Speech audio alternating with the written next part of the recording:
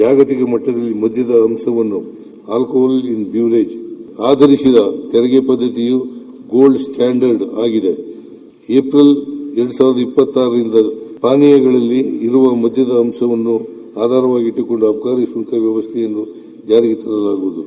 ಅಬಕಾರಿ ಸುಂಕವು ಏಕರೂಪವಾಗಲಿದ್ದು, ಹೆಚ್ಚುವರಿ ಅಬಕಾರಿ ಸುಂಕವನ್ನು ನಿರ್ದಿಷ್ಟ ನೀತಿಯೊಳಗೆ ಎಕ್ಸ್ ಫ್ಯಾಕ್ಟರಿ ದರ ಪಟ್ಟಿಗಳ ಆಧಾರದ ಮೇಲೆ ವಿಧಿಸಲಾಗುವುದು. ಇದರಿಂದ ಮದ್ಯ ಬೆಲೆಯಲ್ಲಿ ತೀವ್ರ ಬದಲಾವಣೆಯಾಗದೆ ಕ್ರಮೇಣ ವ್ಯತ್ಯಾಸವಾಗುವಂತೆ ಖಚಿತಪಡಿಸಲಾಗುವುದು.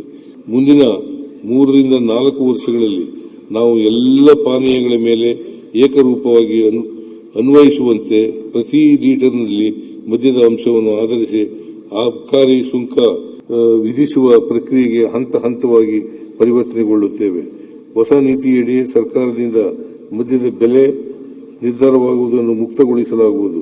ಮಾರುಕಟ್ಟೆ ಪರಿಗಣನೆ ಆಧಾರದ ಮೇಲೆ ಮದ್ಯ ಉತ್ಪನ್ನಗಳನ್ನು ಸ್ಲ್ಯಾಬ್ಗಳಲ್ಲಿ ಇರಿಸುವ ಅಧಿಕಾರವನ್ನು ಸಂಪೂರ್ಣವಾಗಿ ಉತ್ಪಾದಕರಿಗೆ ನೀಡಲಾಗುವುದು. ದರ ನಿಗದಿ ಸ್ಲ್ಯಾಬ್ಗಳನ್ನು ತರ್ಕಬದ್ಧಗೊಳಿಸುವ ಸಲುವಾಗಿ ಪ್ರಸ್ತುತ ಇರುವ 16 ಸ್ಲ್ಯಾಬ್ಗಳನ್ನು 8 ಸ್ಲ್ಯಾಬ್ಗಳಿಗೆ ಇಳಿಸಲಾಗುವುದು. ಅಬಕಾರಿ ಇಲಾಖೆ ಕೇವಲ ತೆರಿಗೆ ಸಂಗ್ರಹಣೆ ಮತ್ತು ತೆರಿಗೆ ಅನುಸರಣೆಯ ಮೇಲೆ ಕೇಂದ್ರೀಕರಿಸಲಿದ್ದು, ಆರೋಗ್ಯ ಇಲಾಖೆಯ ಮದ್ಯಪಾನದಿಂದ ಉಂಟಾಗುವ ನಕಾರಾತ್ಮಕ ಪರಿಣಾಮಗಳು, ಆರೋಗ್ಯ ಕಾರ್ಯಕ್ರಮಗಳು ಮತ್ತು ಮದ್ಯ ವ್ಯಸನ ಮುಕ್ತ ಮತ್ತು ಪುನರ್ವಸತಿ ಕಾರ್ಯಕ್ರಮಗಳನ್ನು ನಿರ್ವಹಿಸಲಿದೆ. ತೆರಿಗೆ ಸೋರಿಕೆಯನ್ನು ತಡೆಯಲು ತಂತ್ರಜ್ಞಾನ ಆಧಾರಿತ ಬ್ಲಾಕ್ ಚೈನ್ ಡಿಜಿಟಲ್ ಟ್ರ್ಯಾಕಿಂಗ್ ವ್ಯವಸ್ಥೆಗಳನ್ನು ಜಾರಿಗೆ ತರಲಾಗುವುದು.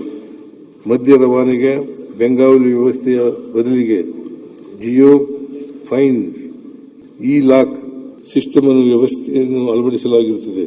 ಈ ಕ್ರಮಗಳು ರಿಯಲ್ ಟೈಮ್ ಮೇಲ್ವಿಚಾರಣೆಗೆ ಅವಕಾಶ ಕಲ್ಪಿಸುವ ಮೂಲಕ ಪಾರದರ್ಶಕತೆಯನ್ನು ಹೆಚ್ಚಿಸುತ್ತವೆ.